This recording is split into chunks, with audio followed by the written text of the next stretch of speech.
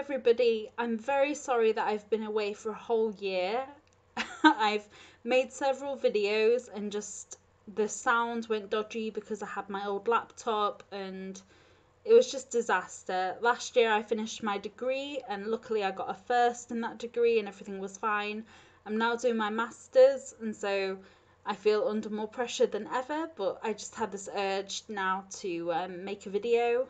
I believe my last video was uploaded almost a year ago. I think in 2 days it will have been a year since I uploaded my last video, which is insane. I'm very sorry.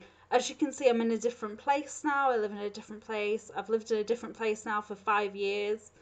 I lived in Italy for 1 year and then I lived somewhere else and it's just crazy. I collect flowers now and I collect wallpaper samples, but my Casablanca poster has stayed the same, so that's one kind of nice continuity.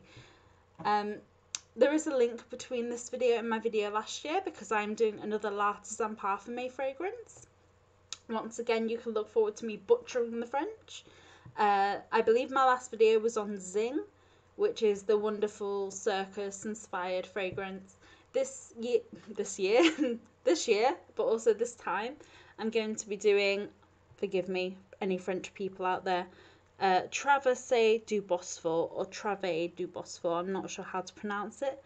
But this fragrance is inspired by Istanbul and it was released in 2010. The lid has gone somewhere. It might be in the drawer or it might be at home. I have no idea. Yes, this fragrance was inspired by Istanbul.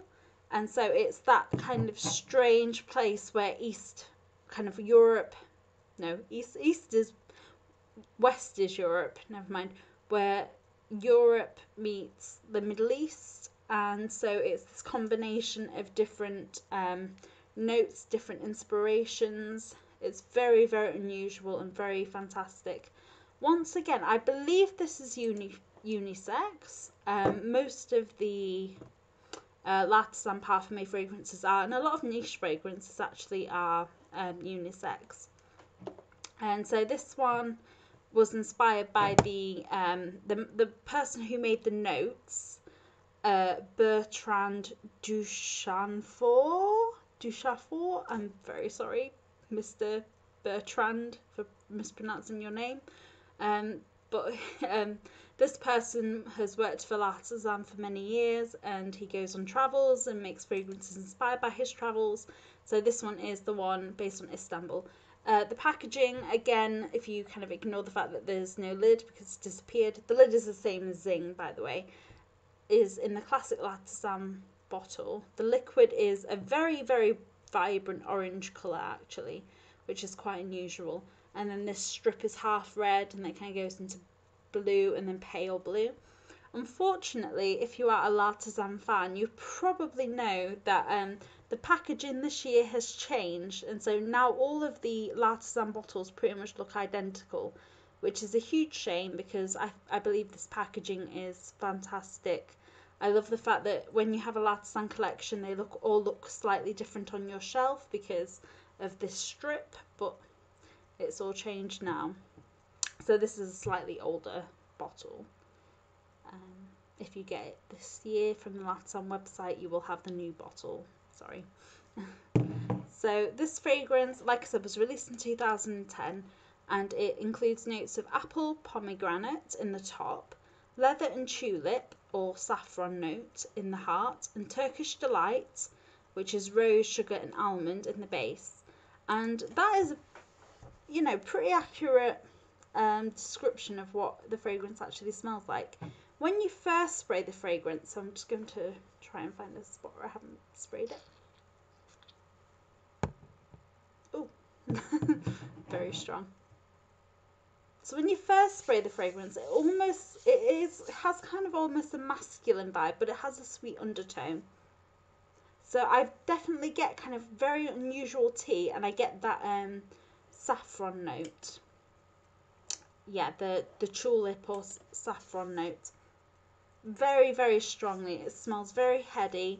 It's a strange mixture of kind of spices with that sweet undertone. Oh, it's so unusual. It's unlike anything I've ever smelled before, ever. It's just fantastic.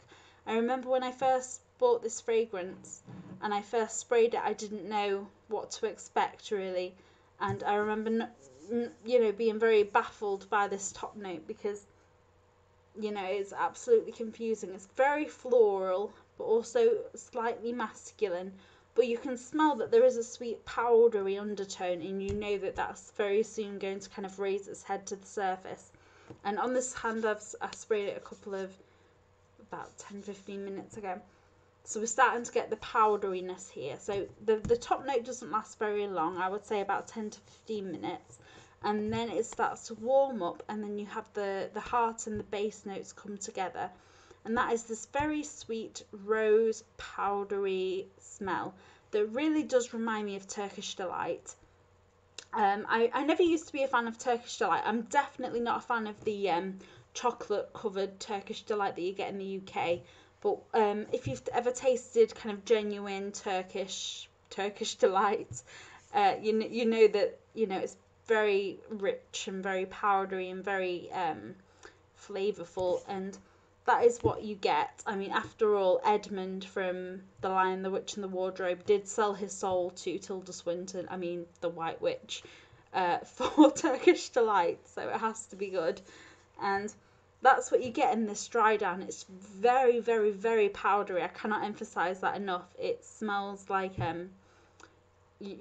sugar topped baked goods or something. It's very, very powdery, and it's got this rose and it's got this sweetness, and it's just absolutely fantastic.